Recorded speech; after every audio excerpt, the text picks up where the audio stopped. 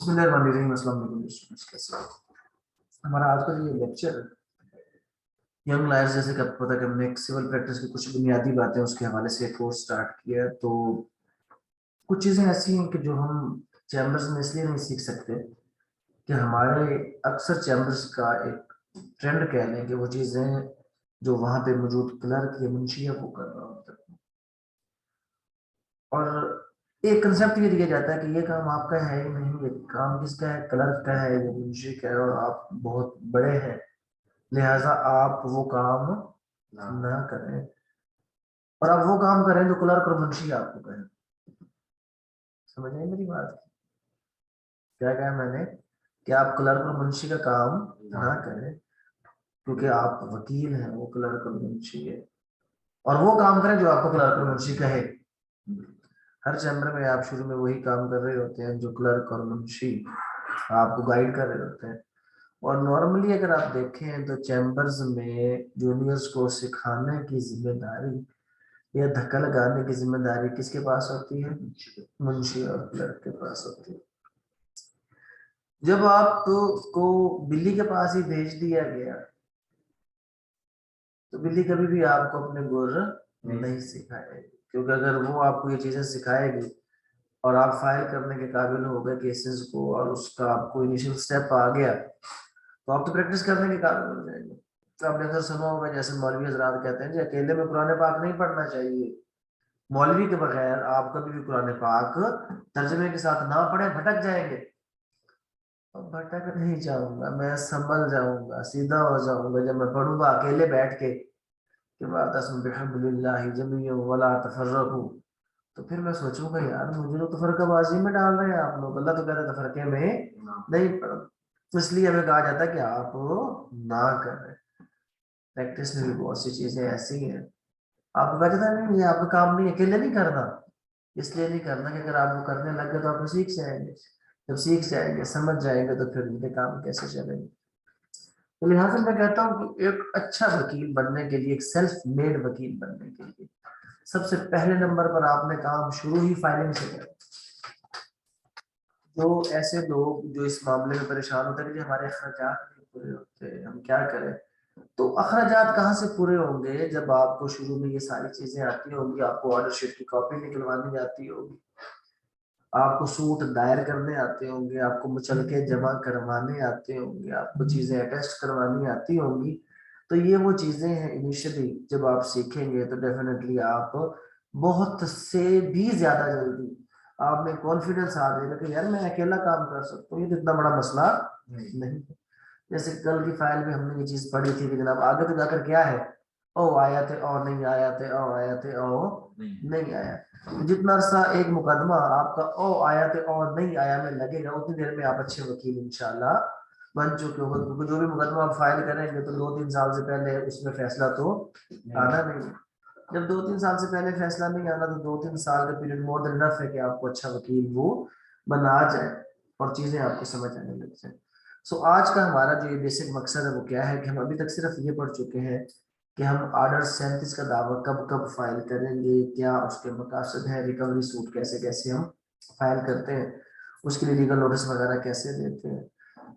आज हम चलते हैं जी इसकी तरफ, फाइलिंग की तरफ। फाइल तैयार करना, उसको इस काबिल करना कि हम अदालत में उसको फाइल कर सकें, उसका सीक्वेंस, उसकी तरतीब क्या होगी। तो उसके लिए एक छोटी सी असाइनमेंट है, मंडे को आप सब लोग ये काम करके आएंगे। ये क्योंकि जो भी मैं आपको फाइल दिखा रहा हूँ ये हमारे किसी स्टूडेंट ने बनाई है, प्रैक्टिस के लिए बनाई है, तो लिहाजा आप भी मंडे को ऐसी फाइल बनाकर आएंगे। फाइल में क्या क्या चीजें होती हैं? सबसे पहले आपको फाइल में जो चीज चाहिए तो डेफिनेटली आपके पास कोई ना कोई प्लेंटिफ तो आया है, तो प्लेंटिफ का आईडी कार्ड, डिफेंडेड का आईडी कार्ड रिक्वायर्ड नहीं होता, प्लेंटिफ का आईडी कार्ड रिक्वायर्ड होता है। और अगर आपका प्लेंटिफ 18 साल से कम उम्र है तो उसका तो आईडी कार्ड नहीं बना होगा। अगर 18 साल से कम उम्र है तो उसकी तस्वीर, बेफॉर्म, कोई भी ऐसी चीज आप लगाकर उस शख्स के हवाले से आईडी कार्ड ना होने की डेफिशिएंसी को पूरा कर सकते हैं। अगर आईडी कार्ड होगा तो आईडी कार्ड क्या होगा, ऑन द हेड, हमेशा हेड के ऊपर क्या लगेगा, उसका आईडी कार्ड लगेगा। उसके बाद एक फॉर्म है चेक लिस्ट। अब ये न्यू प्रोसीजर जो आ गया, ये है नया प्रोसीजर का दावा। जब भी आप कोई दावा फाइल करेंगे उसके ऊपर आप क्या लगाएंगे, एक चेक लिस्ट लगाएंगे। इस चेक लिस्ट में आपको पूरी पढ़ के बता देता हूँ। चेक लिस्ट में सबसे पहले है कि जी index page with list of document order 7 rule 9 CPC आपने लगाई है कि नहीं लगाई। तो हमने yes no left to the court या ऑब्जेक्शन जो भी है, इसमें हमने पूरे के पूरे अपने जो जो डॉक्यूमेंट्स लगाए हैं उसकी एक समरी देनी है। अब ये काम मैंने कर दिया और ये काम नहीं किया। ये भी लेटेस्ट है जनाब, ये है कि in compliance of letter number 20442 PECB DDJ dated Lahore 22/12/2021। मतलब ये 2 महीने पहले ही हाई कोर्ट ने ये चीज लाजिम करार दी है कि जब भी आप कोई भी दावा दायर करेंगे तो उसके ऊपर आप जो है वो चेक लिस्ट लगाएंगे कि जिसके अंदर आप तमाम अपने जो जो डॉक्यूमेंट्स एनेक्स किए गए उनका जिक्र करेंगे। Copy of valid CNIC of plaintiff लगाई है तो भी, नहीं लगाई तो भी, और क्यों नहीं लगाई उसकी वजह आप साथ लिखेंगे। उसके बाद copy of valid licence of London council. पहले क्या चलता था, पहले ये चलता था कि बस चलने दो। अब 100 रुपए की फीस आपने बार काउंसिल को देनी है। इनफैक्ट बार काउंसिल ने 100 रुपए की फीस शुरू की थी for the sake of scholarship of the young lawyers कि जनाब हम वैसे तो उनको नहीं कर सकते, बट हम हर वकालतनामे पर 100 रुपया लेंगे और उसको इकट्ठा करने के बाद एक फंड क्रिएट करेंगे जिससे हम यंग लॉयर्स जो है उनको स्कॉलरशिप्स देंगे जो न्यूली आपके अंडर ट्रेनिंग होते हैं, इंटरव्यू होते हैं। बट ऐसा कुछ हुआ नहीं, पर 100 रुपया लिया जा रहा है। तो जब ये इश्यूज आए तो बाज़ औक़ात ऐसे मामले होते थे कि जहाँ पर बस मुकदमे फाइल हो जाते थे और पता चलता था जनाब ये बंदा तो वकील है ही नहीं। तो लिहाजा वैलिड लाइसेंस की कॉपी भी उसमें मांगी गई कि जनाब आपने वैलिड लाइसेंस की कॉपी भी लगा दी है। Pleading are properly signed by the plaintiffs order 6 rule 14 जन्नम वाली क्लास, ठीक है, जिसमें हमने वेरिफिकेशन और ओथ भी करना है और उसको क्या करना है, साइन भी करना है। ऑर्डर 6 रूल 14 और 15। अब इसमें बेसिकली हम तो प्रैक्टिस में ये करते हैं कि क्लाइंट कम ही साइन करता है, वकील साहब भी साइन कर देते हैं, तो ये गलत चीज है, हमने ऐसा कोई भी काम नहीं करना। उसके बाद है जी आगे, address of the plaintiff is prima facie complete order 7 rule 1 and 21 CPC. जो हमने लिखा कि एड्रेसेस ऑफ द पार्टीज, जो पहला फिक्रा लिखा कि जनाब वो ट्रू है, करेक्ट है for the purpose of servicing of summon, और एड्रेस ऑफ द डिफेंडेंट के बारे में। फिर copies and plaint of document corresponding with the number of the defendants order 7 rule 9 1A। अब आपको पता होना चाहिए जनाब एक अमेंडमेंट आ गई, जितने आपके डिफेंडेंट होंगे आप दावा जब फाइल करेंगे उतनी ही कापी जमा 2 इजाफी कापी। अगर 4 डिफेंडेंट है तो 6 कापियां, अगर 5 डिफेंडेंट है तो 7 कापियां, अगर एक डिफेंडेंट है तो 3 कापियां। एक अदालत के रिकॉर्ड के लिए होगी, एक अदालत के लिए होगी, दोनों वैसे अदालत में चली जाती है, और एक जो है वो आपका जो है वो क्या कहते हैं कि जितने डिफेंडेंट होंगे एक एक कापी सबको दे दी जाएगी। ये पहले भी था बट अब थोड़ी सी सख्ती के साथ वो नंबर ऑफ डिफेंडेंट के साथ इसकी कॉपी अलॉन्ग विद एनेक्सेस, जो आपने एनेक्सेस लगाया उसके साथ कंप्लीट कॉपी होती है ना। Registered postal envelope with acknowledge due correspondence with the number of the defendants. अब कुछ चीजें ऐसी हैं कि एक छोटी सी चीज मैं आपको बता दूं जनाब, नॉर्मली ये होता है कि हम जब प्रैक्टिस करते हैं तो किसी एक खास अदालत में करते हैं, और जब आप छोटी अदालतों में होते हैं तो बहुत जल्द आप कोर्ट की नजर में आ जाते हैं, आपकी अच्छाइयां भी और आपकी बुराइयां भी। तो एक छोटा सा असूल बना लें, कुछ चीजें ऐसी हैं कि जिनके बगैर काम चल सकता है पर हमने नहीं चला। हमने पहले दिन जब प्रैक्टिस स्टार्ट करनी है तो वो चीजें जो मोस्टली उसकी रिक्वायरमेंट को पूरा करते हैं हमने वो काम करना है। हम ये नहीं कहेंगे कि यार अदालत में तो कॉपी लगाए बगैर काम चल जाता है। अब अगर मैं ऐसी भी फाइल लेकर जाऊंगा तो अदालत मेरी फाइल मुझसे ले लेगी, लेकिन अगर मैं इस फाइल को फाइल कवर के अंदर रखूं और उसके बाद इसके साथ में एक लगाऊं लिफाफा दस्तावेजात और इसको लिफाफा दस्तावेजात के अंदर रखूं, अब ये बराबर तरीकाकार है हमारा फाइल जमा करवाने का कि इसके अंदर हमारी तस्वीर लगी है, शनाख्ती कार्ड लगे, कोई चीज इसमें गिरने का खतरा ना रहे, अदालत के पास ये चीज सेफ। यहाँ पर अगर आप लाहौर की बात करें तो अक्सर इसके बगैर वो लेते भी नहीं है, साइड एरियाज में ले लेते हैं, लेकिन आप साइड एरिया पर भी है तो वहां पर तो ये चीज इंट्रोड्यूस करवाएं ताकि आपकी जब फाइल जाए तो पता चले कि यार ये फलां चैम्बर की फाइल है तो इसमें चीजें पूरी लगी होंगी तो फिर जज के लिए भी थोड़ा सा वो एक आपका तासुर बनता है। तो आपने कोशिश करनी है कि जब भी कोई फाइल आपने दावा शवा फाइल करना है, इस तरह के ये 5-5, 7-7 रुपए के लिफाफा दस्तावेजात, ये अपने लिए 10-10, 20 में शुरू शुरू में साल में शायद एक मुकदमा आना है, 10-10 लिफाफा दस्तावेजात ले लें। और उसके साथ आप क्या ले लें, इस तरह की आप फाइल्स ले लें दीवानी दावे के लिए, जो आपकी फाइल्स हैं। जो फॉर्म्स मैं आपको बताऊंगा, आप अदालत में चले जाएं, वहां पर बैठे हुए किसी भी फोटोकॉपी वाले के पास जाएं, उसके मुझे दावा दीवानी सेट दे दें। क्या दे दें? दावा दीवानी सेट। वो आपको 3 फॉर्म दे देगा। और साथ आप नए होंगे तो पूछेगा, भाई साहब वो चाहिए चेकलिस्ट, चाहिए चेकलिस्ट फॉर्म आपका? जी जी हाँ हाँ हाँ, मुझे चेकलिस्ट फॉर्म भी चाहिए। क्योंकि चेकलिस्ट फॉर्म दर हकीकत क्या है, ये जो चीजें हम आपको जोर लगा लगा कर समझाते हैं कि ये भी होगा ये भी होगा, वो सारा कुछ चेकलिस्ट फॉर्म के अंदर आ गया कि क्या क्या चीजें होंगी और क्या क्या चीजें नहीं होगी। फर्दर क्या लगाना जनाब, वो कह रहा है कि जनाब रजिस्टर आपने, इसलिए कि अदालत में जो सबमिट शमिट जो भी काम करना है उसके लिए लिफाफे पहले से दस्तखत, उसमें एड्रेस लिख के और स्टैम्प, उसकी जो पोस्टल स्टैम्प्स होती है वो लगा के आप अदालत में दे दें। और उसके बाद आपने क्या करना होता है कि इसमें जैसे कि यहाँ पर लिखा है, copies of the summon and तलबाना आर अटैच। समन और तलबाना इधर ही अटैच कर दें। उसका फायदा क्या होगा कि अदालत, अक्सर ये होता है कि अदालत ऑर्डर कर देती है, आपका तलबाना जमा नहीं होता, तो तलबाना 1 रुपए का फॉर्म है, 1 रुपए की टिकट है, लेकिन इसकी वजह से बाद में 6 महीने मुकदमा आपको क्या हो जाता है, लेट हो जाता है। तो आप पहले दिन ही तलबाना और उसके साथ जो फॉर्म, और अब तो जरूरत हो गई यहाँ पर कि आपने जमा करवाना ही करवाना, इसके बगैर अभी अदालत कहती ना जी वापस ले जाओ, दोबारा चीजें अपनी पूरी करके लाओ। तो तलबाना वगैरह, अब ये तलबाना वगैरह क्या है, आपको इस तरह के फॉर्म जो डिफरेंट किस्म के दिखा देता हूँ। ये फॉर्म आपको अदालत से मिल जाते हैं जिसके अंदर ये सारी सारी चीजें हैं। डिफरेंट फॉर्म्स आप जाए अदालत से, ये सारे के सारे फॉर्म अगर आप वहां से जाकर ले तो आपको तमाम के तमाम जो फॉर्म्स है ये अदालत से मिल जाएंगे। मैं भी आपको ये सारे फॉर्म अब दिखा देता हूँ, ये किस किस्म के फॉर्म्स होते हैं। ये तो आपको मैंने बताया कि लिफाफा क्या है, दस्तावेजात हो गए, ये आपकी होगी अदालत की फाइल। ये उर्दू में भी हो सकती है, जैसे कि यहाँ पर आपके पास फाइल मौजूद है दीवानी, और ये इस तरह की फाइल भी इंग्लिश में भी हो सकती है। फिर ये फॉर्म्स है, ये रुपये रुपये 2-2 रुपए के फॉर्म मिलते हैं। ये अब इसमें क्या चीज है, ये है जनाब शेड्यूल गवाह। ये क्या है? शेड्यूल गवाह। लिस्ट ऑफ विटनेसेस, क्या कहते हैं इसको? List of witnesses. जरूरी हो गया है, पहले सिर्फ हम फैमिली दावों में करते थे, बाकी दावों में भी हम list of witnesses. Actual law ये कहता है कि list of witnesses will be furnished after the framing of issue.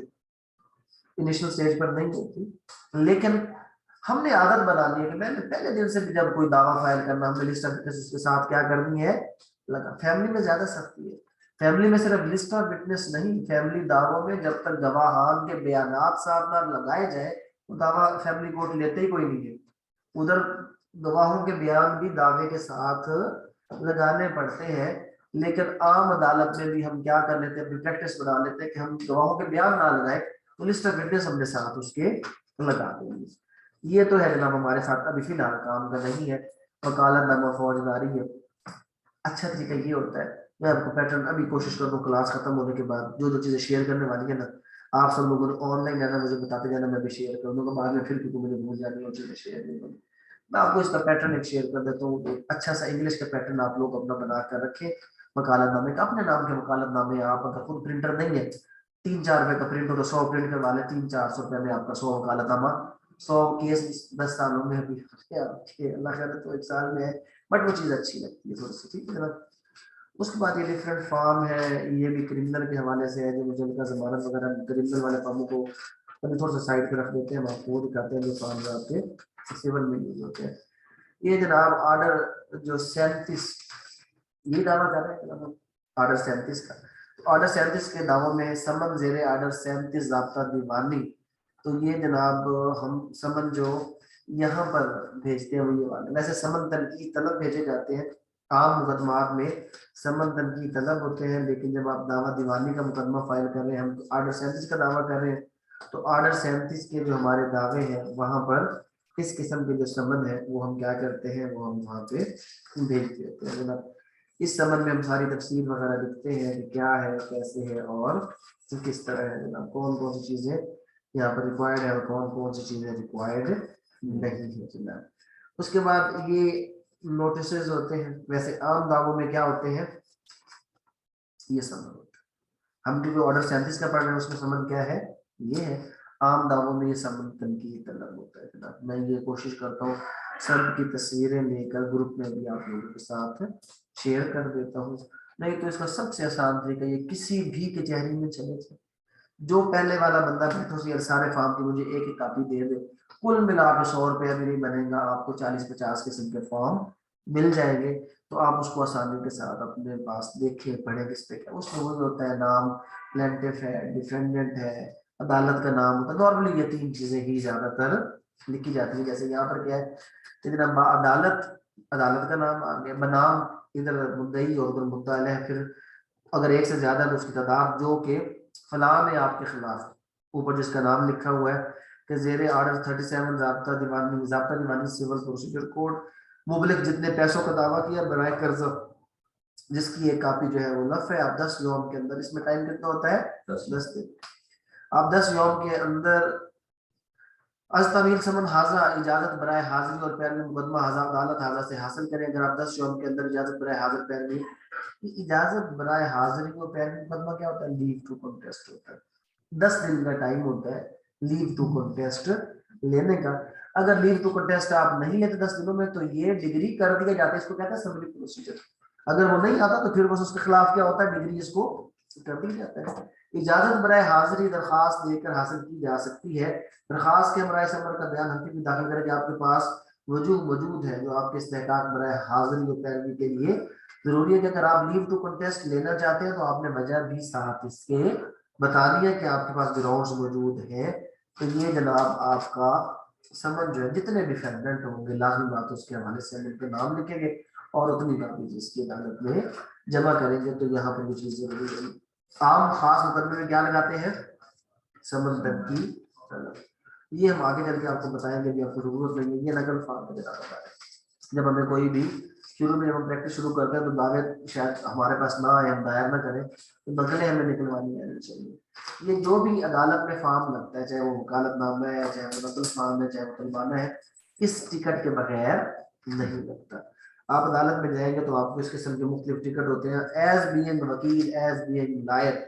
कोई और काम ਤੁਹਾਡੇ ਕੋਲ 2 रुपए का खुला सिक्का होए या ना होए, लेकिन ये टिकटें आपकी जेब में होनी चाहिए। और इस टिकट का अगला असूल क्या होता है, इस टिकट का अगला असूल ये होता है कि जिथे कोई भी रोला बने उथे, सही है, ठक ऐसे लगाते हैं ना हम लोग। अक्सर देखे तो जनाब छोटे खड़े होते हैं अदालत के बाहर, ये वाला काम करके तो जनाब ठक टिकट लगा देते, क्योंकि इसके पीछे वो लगी होती है, गम लगी हुई होती है। और इस तरह वैसे अच्छी चीज तो ये है कि आप पानी के साथ लगाए, लेकिन प्रैक्टिस के चलो ये यूं करके तो ये वो टिकट्स है जो आपके वकालतनामे और इस तरह के नकल वगैरह फार्म। 2 रुपए की टिकट हम नॉर्मली लगाते हैं। तलबाने के ऊपर रुपए की टिकट से भी काम चल जाता है इस पर ला, लेकिन नॉर्मली हमारे पास अवेलेबल नहीं होती। तो ये तलबाना लगा जिसका मैं बार बार जिक्र कर रहा हूँ, फर्द तलबाना। तलबाना तलब करने के लिए, डिफेंडेंट को तलब करने के लिए हम अदालत में ये जमा करते हैं। जब तलबाना जमा करते हैं तो फिर अदालत क्या करती है, फिर अदालत इसके बदले में क्या जारी कर देती है, समन जारी कर देती है।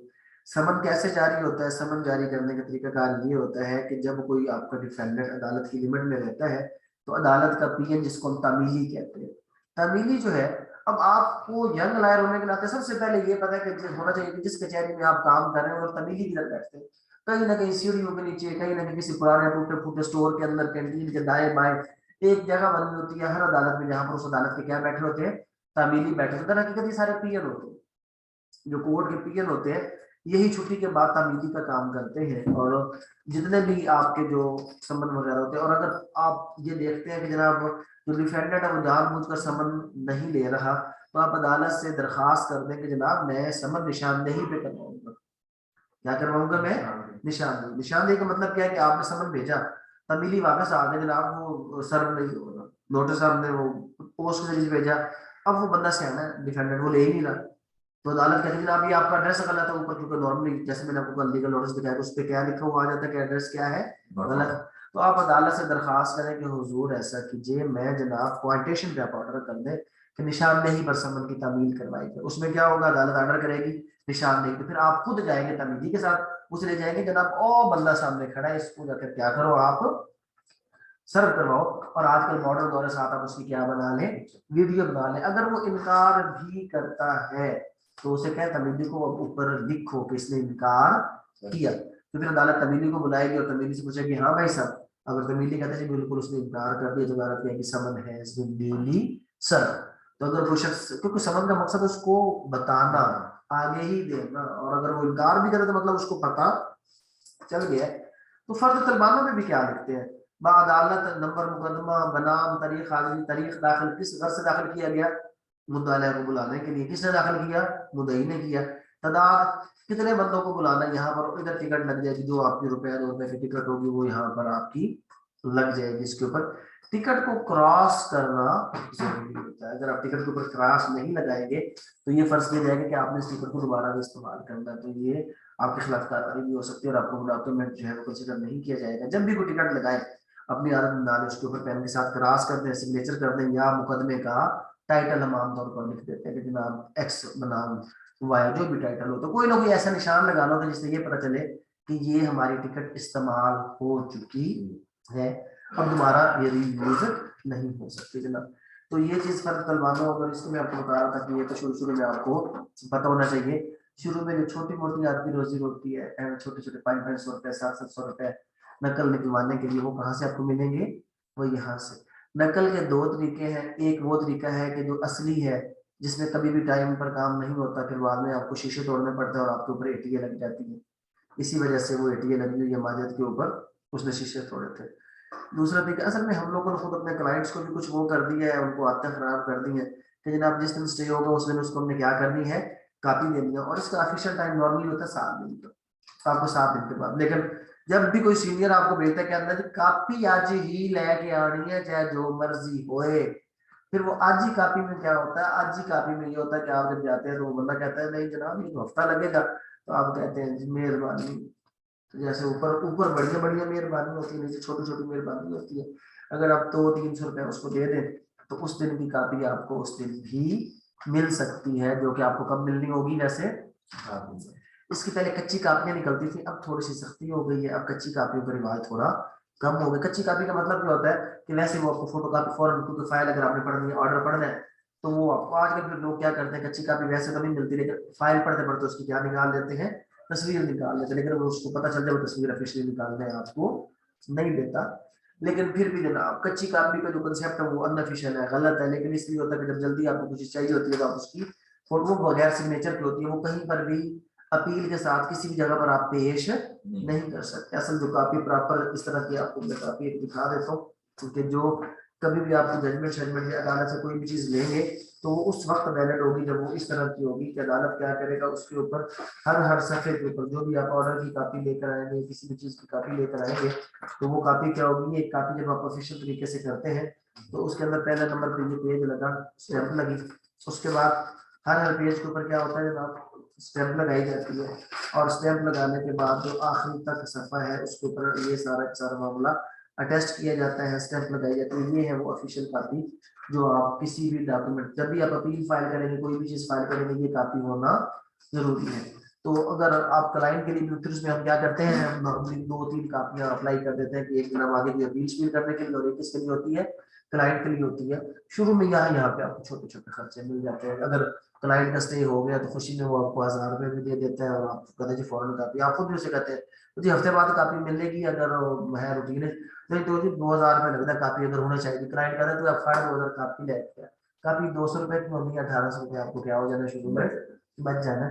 ये बचतें होती है जो आपको मुंशी इसलिए नहीं करने देता कि वो कहता है मुंशी का काम है तेरा काम नहीं है।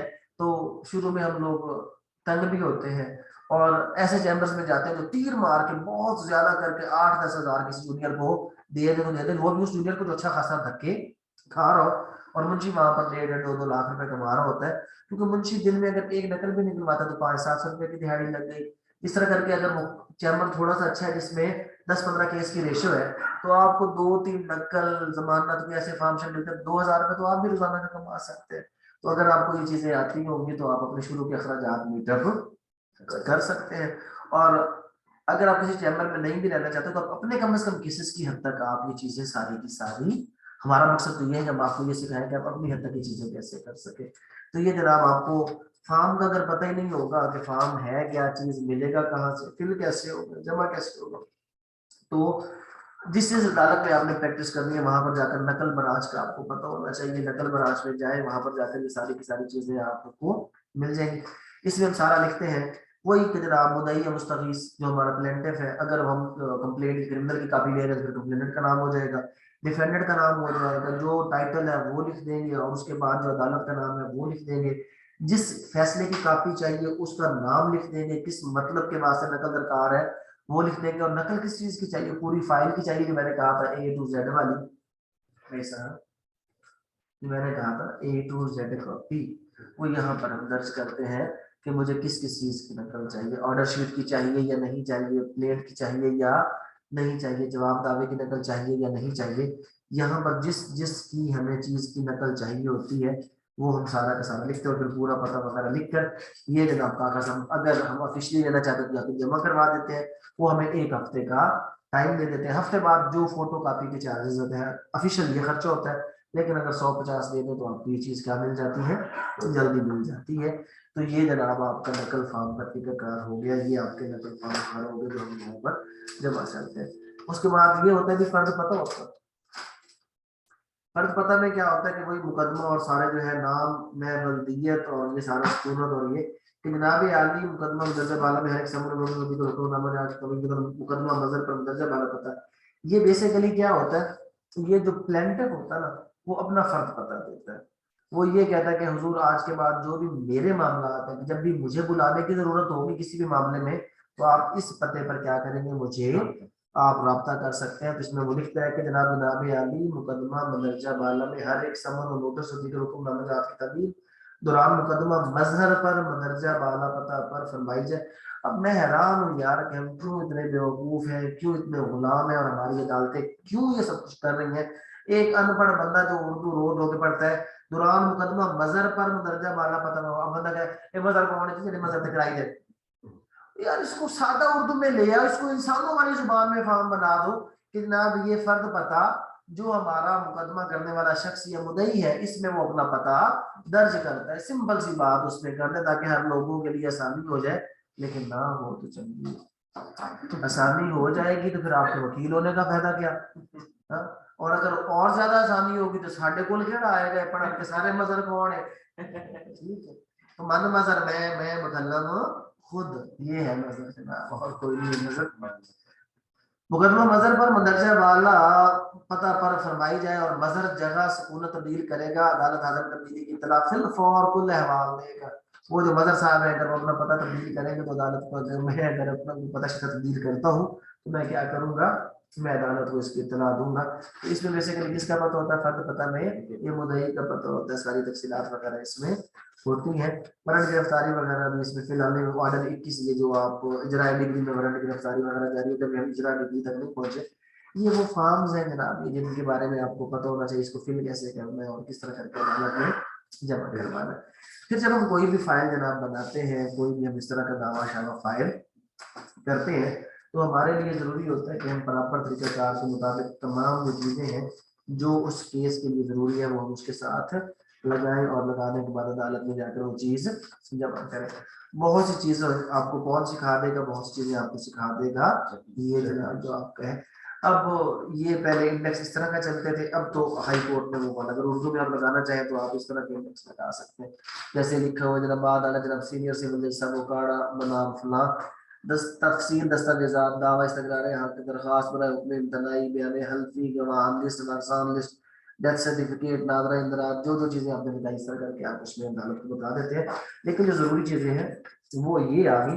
उसके बाद जनाब के इधर case relates to matter where jurisdiction under any general and specialised barred under section 9 CPC. आप बताएंगे कि जनाब अदालत को इख्तियार है भी या नहीं भी, और signature of the council and plaintiff वो आपके हैं, पावर ऑफ अटॉर्नी वकालतनामे वगैरह के ऊपर है या नहीं है, प्रॉपर कोर्ट फी आपने लगाई है या नहीं लगाई, list of legal representative of plaintiff जो आपके वर्षा की फहरिस्त है इनका लगाना जरूरी है। Return with objection at serial number फला विद इन 3 डेज, जो भी मसला मुसला होगा तो 3 दिनों में आपको इसका सारा जवाब। ये जनाब अगर आप लिस्ट ऑफ डॉक्यूमेंट्स देख लें जो अभी चेक लिस्ट लगाई गई है, ये आपका सिंपल जिस दिन आपने ये चेक लिस्ट समझ ली, सीख ली, तो आपको दावा कॉपी करना, उसकी फाइल बनानी आ गई। हर वो चीज जो यहाँ पर है आपने वो लगानी है, ताकि आपके दावे के ऊपर कोई भी एतराज ना लगे। नए पैटर्न के मुताबिक इसके बकायदा आप दावा फाइल नहीं कर सकते। अच्छा, इसके बाद फिर सबसे पहले क्या लग जाएगा, फिर सबसे पहले ये बेसिकली जो फॉर्म होता है ये अदालती फॉर्म है वैसे, लेकिन अगर आप नहीं लगाएंगे तो अहमद हुजूर नाराज ना हो जाए आपसे, उनको बुरा ना लगे, लिहाजा आप ही लगाकर। वैसे फिर होता क्या है, अगर हम लगाएंगे तो इसको खाली होना चाहिए क्योंकि अदालत इसको फिल करती है, लेकिन जो जो चीजें जनाब आप उसमें जानते हो आप फिल करके भेजें ताकि उनको कम से कम तकलीफ हो। तो यहाँ पर जो भी है आप उसके बारे में लिख देंगे। नॉर्मली होता है कि हम उर्दू का पोर्शन कर देते हैं और जो इंग्लिश का पोर्शन है ये कौन करता है, ये अदालत, वो इसमें फिल करके इसके ऊपर केस का जो नंबर शंबर लगाया जाता है वो इस फॉर्म के ऊपर लगाया जाता है। ये जिन the code of senior civil जज, ये कोर्ट फी वगैरह और फॉर ऑफिस यूज, असल में फॉर्म किस चीज का है जनाब, ऑफिस यूज का ये फॉर्म है। लेकिन हम ब्लैंक फॉर्म की सूरत में ये कुछ बुनियादी इंफॉर्मेशन इसके अंदर फिल करके ये हम लगा दें। सबसे पहले हमने क्या लगा दिया, शनाख्ती कार्ड लगा दिया, उसके बाद क्या लगा दी, चेकलिस्ट लगा दी, चेकलिस्ट के बाद क्या लगा दिया जनाब हमने, ऑफिस यूज का फॉर्म लगा दिया। उसके बाद क्या चीज आ रही है जनाब, उसके बाद ये एक सेकंड फॉर्म है जो आजकल नए जो उसके मुताबिक एक सर्टिफिकेट हम लगाते हैं, as directed by the honourable high court. ये 14/10/2006 को हाई कोर्ट ने हमें जो है ना वो कहा कि जनाब आप एक डिक्लेरेशन देंगे, किस चीज की डिक्लेरेशन देंगे जनाब, कि वेदर द सब्जेक्ट मैटर और material issue in such has directly और सब्सटेंशियली, तो कहीं ऑलरेडी मुकदमे का फैसला हो तो नहीं चुका। अब अगर ये हो चुका है तो इसका मतलब है कि रेस्टोरी करता है, आप उस मुकदमे को दोबारा फाइल नहीं कर सकते। अगर आप फिर भी फाइल करते हैं तो फिर आपके खिलाफ कार्रवाई की जाएगी कि मुकदमा पहले डिसाइड हो चुका था, आप दोबारा, तो आप ये सर्टिफिकेट देते हैं कि जनाब ये पहले हम हाई कोर्ट में फाइल करते थे, अब सिविल कोर्ट में भी सर्टिफिकेट देते हैं कि ये पहला मुकदमा है, इससे पहले मैंने कोई मुकदमा फाइल नहीं किया, ये मैटर कभी भी इन डिस्कशन नहीं रह गया। रेस्ट जुडिकाटा रेस्ट सब जुडिस इसके ऊपर, हाँ रेस्ट सब जुडिस अगर है तो आप बताएंगे कि जनाब ये मैटर ऑलरेडी वहां पे पेंडिंग है, तो फिर अदालत मुकदमा ले तो लेगी, लेकिन इसको क्या कर देगी, स्टे कर देगी जब तक पहले मुकदमे का फैसला ना हो जाए। और अगर पहले मुकदमे का फैसला हो चुका फिर तो दूसरा मुकदमा बिल्कुल भी आप कहते हैं। फिर आज मेरा फिर ये वो चीजें जो आपको मैं पढ़ा रहा था, ये क्या है आपका दावा, ये क्या है आपका दावा। ये हमेशा लीगल फॉर्म्स के ऊपर होता है, जो भी आपके हमने तरीका कार पड़ा दावा लिखने का उसके मुताबिक दावा। और ये इसके ऊपर हमने क्या लगा दी, 4 रुपए की टिकट लगा दी। अब जो लास्ट में मैंने आपको दावा दिखाया था उसमें 15,000 रुपए का हमने वो कोर्ट फीस लगाया हुआ था, क्योंकि वो 5 लाख की रिकवरी थी, 2 लाख से ऊपर जितनी भी रिकवरी का दावा, ये कोई भी 2 लाख से ऊपर मालियत का दावा होगा उस पर 15,000 रुपए की कोर्ट फीस लगाएगी। अच्छा जी, दावा लगाया और दावे के आखिर पे हमने क्या किया, दावे के आखिर पे हमने क्या कर दी, वेरिफिकेशन। दावे के साथ क्या लगाई जाती है, वेरिफिकेशन लगाई जाती है। और अगर इसके साथ हम ऑर्डर 39 रूल 1 2, एक बात ध्यान में रखें, दावा फाइल करने का इस मतलब नहीं है कि आपको स्टे मिल जाएगा। अगर आपको किसी भी मामले में स्टे चाहिए तो आप अलग से दरखास्त देंगे तो स्टे मिलेगा, वैसे आपको स्टे नहीं मिलेगा। तो यहाँ पर अगर आपको स्टे चाहिए था तो आपने क्या करना, स्टे की अलग से दरखास्त देनी है, ऑर्डर 39 रूल 1 2 की दरखास्त आपकी अलग से लगाई जाएगी। और अगर आपने एप्लीकेशन लगा दी ऑर्डर 39 रूल 1 2 की, तो साथ क्या लगाना पड़ेगा, एफिडेविट भी उसके साथ लगाना पड़ेगा। तो जो आपकी एप्लीकेशन है साथ उसके क्या लगाएंगे, आप उसके एफिडेविट जरूर लगाएंगे। एफिडेविट के बगैर आपकी कोई भी जो है वो स्टे ऑर्डर, कोई भी एप्लीकेशन जिस भी किस्म की होगी साथ एफिडेविट लगाना जरूरी है।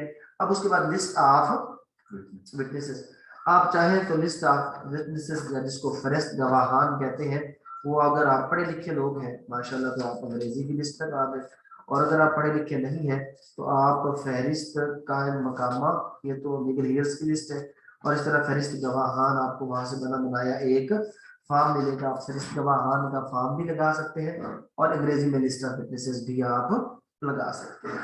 उसके बाद अगला क्या हो जाएगा जनाब, लिस्ट ऑफ लीगल हियर्स।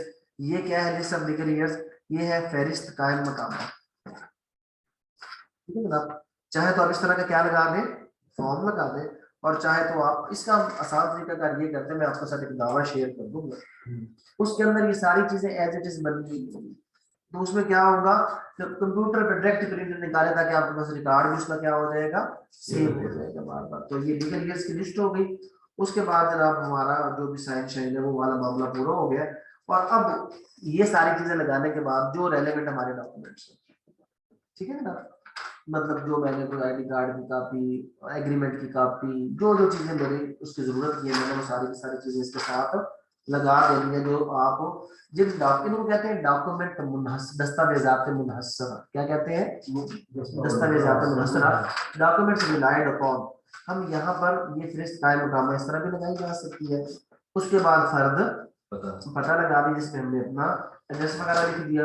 उसके बाद जनाब ये है जो जरूरी है, ये अब हमें लगाना पड़ता है कि क्या तुमने अर्जी दावा के साथ ये दावा दीवानी सच जब आप कहेंगे ना तो आपको तीन जो फॉर्म देते हैं उसमें एक फॉर्म ये होता है। इसमें क्या है, ऑर्डर नंबर जो 7 और रूल नंबर 14, जो मुद्दाई मर्जी दावा पेश करेगा जिसमें लिखा कि क्या तुमने अर्जी दावा के साथ कोई दस्तावेज दाखिल की है, सिर्फ यहाँ पे हाँ या ना है, तफसील आगे अलग फॉर्म लगेगा।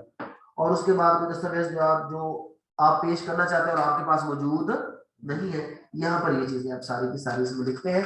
और फिर ये है कि ऑर्डर 13 और रूल 1 फहरिस्त दस्तावेजात, ये है डॉक्यूमेंट्स रिलाइड अपॉन के जिन जिन कागजात के ऊपर आप अपना केस पेश कर रहे हैं उनकी पूरी की पूरी क्या है।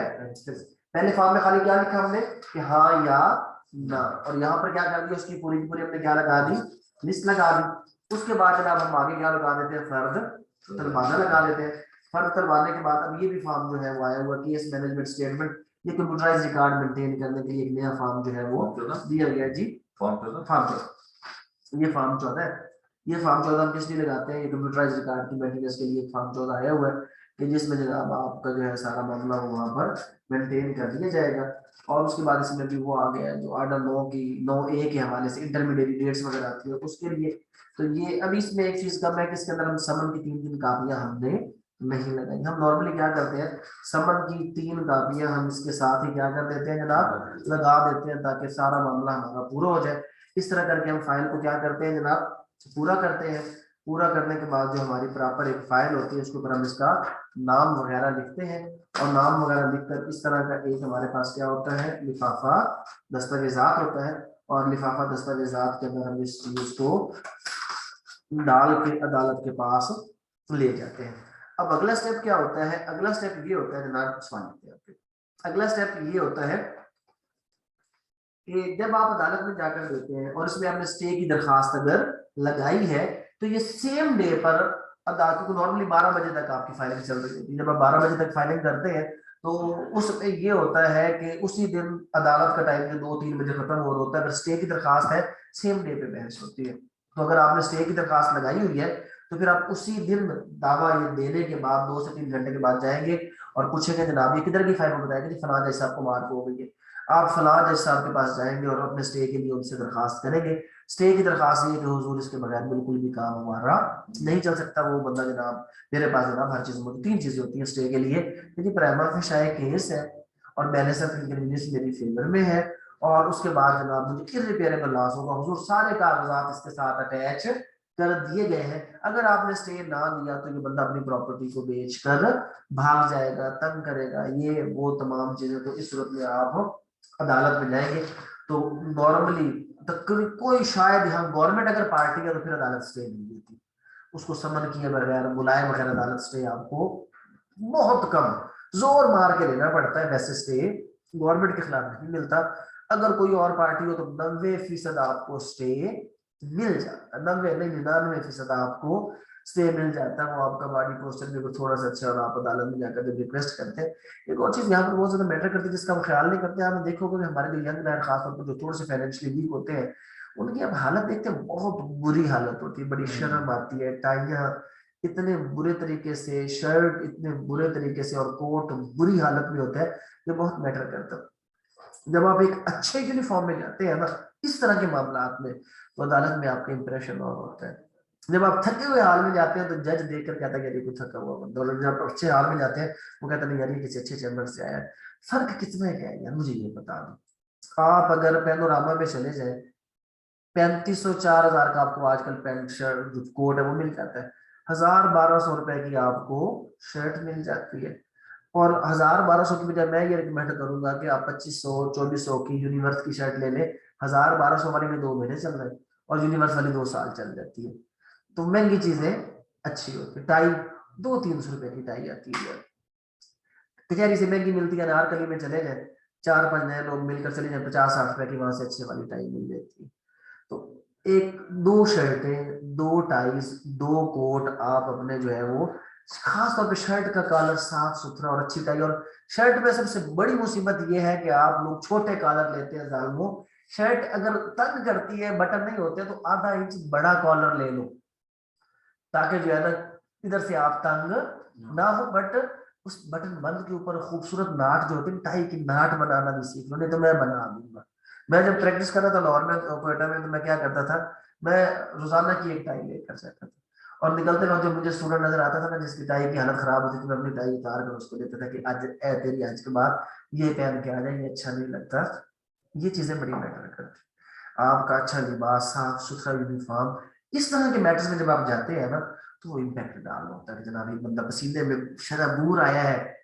या तो इसमें थोड़ा सा ये कर ले, हर मतलब वो अफोर्ड नहीं करता, मोटरसाइकिल वगैरह होते हैं, तो उसके लिए कोई अभी गर्मी है तो ऊपर कोई वो चीज नहीं, तो फिर कम अज कम चैम्बर जो करीब है अदालत के कहीं पर, तो आप अपनी यूनिफॉर्म वहां पे अरेंज करो, सुबह जल्दी जाए वहां से यूनिफॉर्म, जूता आपका पॉलिश होना चाहिए। ये चीजें बहुत मैटर करती हैं, अगर आपका ड्रेसिंग और आपका वो बात कर, और जितना इसमें आप अच्छे तरीके से चलेंगे, अपने आप इस जुबान को जितना सॉफ्ट रखेंगे, अगर आप सही भी है आर्ग्यू करें, बदतमीजी नहीं करें अदालत में, अदालत का जो एक वो लिहाज आप रखेंगे, इसका आप हमेशा फायदा उठाएंगे। सख्त मिजाजियां इस उम्र में अच्छी नहीं होती, सख्त मिजाजी की उम्र और होती है जब आप उस लेवल पर पहुंचे, तब सख्त मिजाजी करनी है। उससे पहले लड़ने झगड़ने और इस तरह की कोई भी जो चीजें हैं, वो आपने कभी भी नहीं करनी। तो स्टे का मैं आपको बता रहा था, जिस दिन आप फाइल जमा करेंगे आपको उससे बहस करनी पड़ेगी। वो पहला स्टेज मिनट तरला ग्राउंड होता है, रिक्वेस्ट होता है, उसमें आप अदालत को अगर अच्छे तरीके से कन्विंस कर लेते हैं, तो आपको स्टे अदालत तकरीबन हर केस में दे देती है। फिर उसके बाद स्टे के फौरन बाद आपने अगला काम क्या करना है, आपने नकल फार्म उठाना है और उसी दिन आपने उसकी क्या अप्लाई कर देनी है, नकल फौरन अप्लाई कर देनी है, क्योंकि जब तक नकल नहीं मिलेगी आगे काम तो नहीं चलेगा। और अगर आप थोड़ा सी कोशिश कर ले तो आपको अगले दिन क्या मिल जाएगी, नकल मिल जाएगी। उसके बाद फिर आप बेशक थोड़े से ठंडे हो जाए, फिर आपने, हाँ आपने फिर एहतियात करना है कि जो समन वगैरह वो टाइम पर जाए, उसका जवाब क्या आया है, अगर जवाब ठीक नहीं आया, क्योंकि इसमें अगर आप समन प्रॉपर सर्व ना हो तो फिर आपको दोबारा उसको करवाना पड़ता है, अगर आप दोबारा ना करवाए तो फिर अदालत मुकदमे को डिसमिस और डिफॉल्ट कर देती है। तो वो आपको पता होना चाहिए। तो आपने जो लिफाफे वगैरह के जरिए से सारा कुछ, और जिस बांधने होगी अभी तो साइमल्टेनियसली आगे के एक साथ सारा कुछ होगा। पुराने खाते खत्म हो गए, पहले समन होगा फिर ये होगा, आपने अब जो नया प्रोसीजर आया है, एक साथ समन होगा, एक साथ उसका आपको जनाब वो अखबार इश्तिहार होगा, एक साथ चिसपांदगी होगी, एक साथ रजिस्टर एडीओ का सब कुछ क्या होगा, एक साथ होगा। तो ये एक्टिव होकर यही चीजें आपकी होती है, अगर आप एक्टिव होकर ये सारे काम यहाँ पे करवाएंगे तो आप, और कोई मुश्किल चीज इसमें नहीं है। इसमें कोई शुरू में कोई बहुत लंबी लंबी बहसें शैसे नहीं है। अगर आप अभी से भी मुकदमे खुद करने शुरू करें तो आपको करास तक पहुंचने में ना, क्योंकि शुरू में तो आप अगर प्लेंटर साइड पे फॉर एग्जाम्पल, तो आपके बंदे ने तो बयान रिकॉर्ड करवाना है, क्रॉस किसने करना है, अपोजिट ने। कम से कम आपके क्रॉस करने में अगर आज भी मुकदमा फाइल करते हैं तो 1 साल का अरसा उसमें है, तो 1 साल में आप बहुत कुछ क्या करेंगे, सीख जाएंगे। तो अपने अंदर कोई एक कॉन्फिडेंस लेकर आए और इन चीजों को आप क्या करें, अपने तौर पर ये सारी की सारी चीजें हैं उनको करने की कोशिश करें। तो ये हमारा आज का लेक्चर था कि मुकदमे के हवाले से फाइल तैयार कैसे करते हैं, कौन कौन से फॉर्म्स आपके पास होते हैं, कुछ चीजें मैं कोशिश करता हूँ अभी आपके साथ ग्रुप के अंदर क्या कर देता हूँ जनाब, शेयर कर देता हूँ, ताकि आपके लिए चीजें सारी की सारी आसान हो जाए। सर 3-3 सामान की जमा करवाते हैं जी 3-3 सामान की जमा करवाते हैं। 3-3 समन इसलिए जमा करवाते हैं कि एक अदालत के रिकॉर्ड में रह जाता है, और उसके बाद एक तामीलियों के पास वो जो जाना होता है आगे फर्दर उसके जरिए चला जाता है। तो इसलिए हमारे पास जो अक्सर जो चीजें होती है जब वहाँ पे देते हैं, वो आपकी 3-3 काटने के अंदर चल रही होती है। सर